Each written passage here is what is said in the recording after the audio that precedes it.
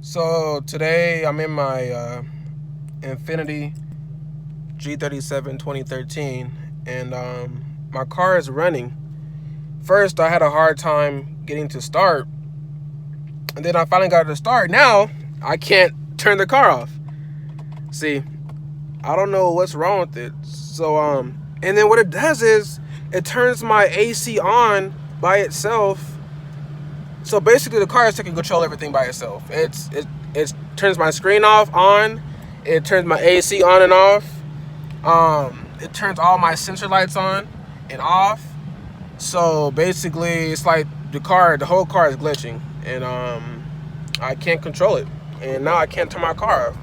See, the engine's running, so I can't even get it off. Hey, look, see, that's my AC blowing.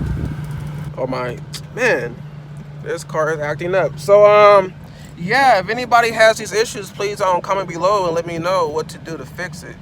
Thank you.